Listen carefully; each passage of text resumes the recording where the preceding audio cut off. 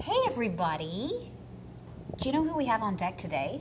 The one and only Misty Fox! Misty Fox is here! If you've been watching Canadian television, you've seen this beautiful woman all over ET Canada and a bunch of other different medias. And she's going to teach us today how to use bronzer, because we all need to not look like the pasty English girl and like the sun-kissed Australian. Yeah, This we'll one? give it a shot. So she's going to show us how to do that on our beautiful model, Sylvie. All right, take it away. What do we need to know first? So bronzer is an all year round staple in my personal makeup bag as well as my kit. I'm often told to warm up the talent, as well as I just like it because it makes me look like maybe I've been on a holiday. First, you want to select the right bronzer for you. Now, it's a huge industry, bronzer. Yeah. I would suggest looking at some holiday pics of yourself and seeing what sort of shade you tan in anyway, and sort of go for that. Good idea. Okay. There are some options. You can always go for like a matte bronzer. If you have uneven skin, sometimes it's better if you have enlarged pores to maybe just go with a matte bronzer, because shimmer can sometimes highlight the roughness. Do you know what? It's kind of like satin, like a clingy satin dress. It picks Flimsy. up on all the wrong spots. Yeah, okay, that's a great tip. shapewear is for, remember? It's shapewear. Everybody. So bronzer's great if you're not doing much with the rest of your makeup, or you can use it to really play down like a red lip or a really dramatic look. Add a bit of bronzer and suddenly it's a bit more relaxed, you know? Yeah. Okay. All right. So matte if we have uneven skin tone, and shimmer if... If you want that extra dewy glow and very bronzy, but matte bronzers look like this. They have no shimmer. Well, sometimes they have a very little shimmer, but I know that this one is completely matte, and I use it a lot on set. Okay. Especially for guys, when they want the guys to look more tanned. Right. This is in a lot of makeup artist kits, so I would say this is a really great little product. It's called Hoola. It's by Benefit. And then this is an option by Beautycounter. They do all natural, no nasties, and it's a matte bronzer. It's a great. Like no nasties. Yeah, it's awesome. So then you could do a shimmery bronzer. This is a contour palette. It's a gold and bronze. Now, if you wanted a matte bronzer, but you wanted to maybe highlight other areas of your face, maybe you want just a little shimmer on the cheeks or down the nose, you can then... Okay, so then we can mix the two. Yeah, you can use a shimmer palette. I like it. All right, so we've chosen the matte in this case, am I right? Yes. Okay, so where do we start? Good brush. Good brush. You have options. How do we know what's a good brush? Well, this is more for bronzing your body, so I'll put this one away. He's quite...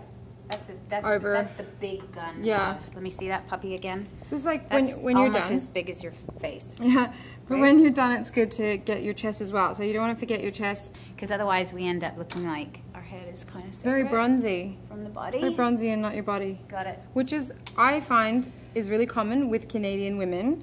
They wear a scarf all winter and they don't wear sunscreen, so they have white necks and bronze faces. And then in the summertime, they tan their bodies and wear sunscreen on their face, so they have tanned bodies and white faces. That's because if you haven't ever lived in this ridiculous climate, we have a switch that goes scorching hot, freezing cold, right? Suddenly summer and then freezing. That's what we got. Yeah, anyway, you just gotta roll with the punches. That's why we need bronzer in this country. Okay, take it away. Show me. So I'm choosing this brush because it has a slight dome tip, and it's good for contouring if you want to use your bronzer to get into the crevices and also in contour your face. Okay. Load up your brush. You know, wherever your brush lands is going to be where you want the most. All right. Now, why do you do that? Just to get the excess off of the brush, just so it doesn't come out in clumps? Evenly dispensed on the brush. I wouldn't just go straight. You'll get very patchy application. So we all do this. You've seen us on set. I have, but this is an important tip, everybody. Shake it off. Shake it off. Shake it like a Polaroid camera. Okay, go for it. Okay. We've shaken. We've chosen. Now we're applying. Yeah. So think about where the sun hits first. Imagine the sun's up here. It's going to get your forehead, and I would go across the forehead. Okay. In a very even way. Now with bronzer, we don't want it all over our face, like we've just dunked our face into a bowl of bronzer.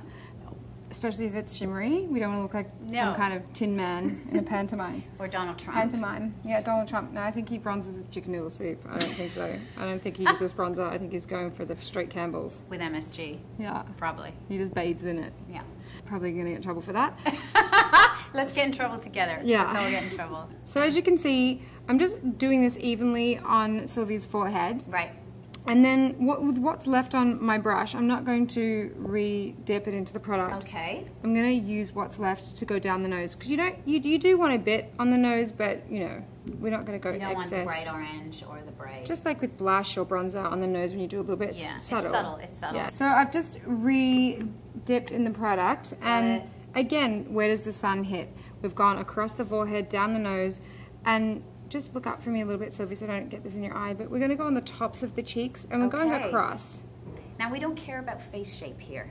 No, if you want to use the bronzer to contour, you'd probably use a brush like this, and you can go in and change your face shape. That's a whole different conversation. And the cool thing about matte bronzer is you can use it as a contour, and I love multi-purpose products, so you can use something like this because it will be convincing as a shadow. That's the problem. If it's too warm, you can't contour with it because it just looks like product on the skin, you know? Okay, yeah. So now we're going to use what's left on our brush to do the chin, and don't forget about this area here on top. Go easy if this is your first time with bronzer, okay?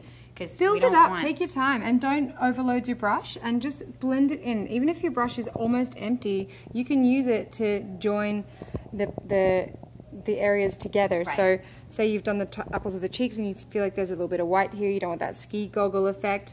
You're going to use what's left on your brush just to blend it in, like go and join the pieces, join the sections. So you see, there I see is the key, right? We started with the brush loaded and we finish all brushing over, but we don't have much left on the brush. We have it on the skin and we're blending.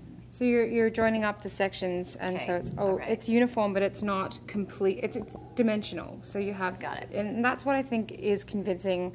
Looks sun-kissed. It doesn't look like product has been applied. Right. Okay, and the final step would be just around the jawline, and then you want to make sure that your bronzer does not just end on your face, and just blend it into the neck area, depending on what you're wearing. So there you go. Perfect. Do you feel sun-kissed? Oh, I do. You look stunning. Thanks, Misty. No worries. I love this.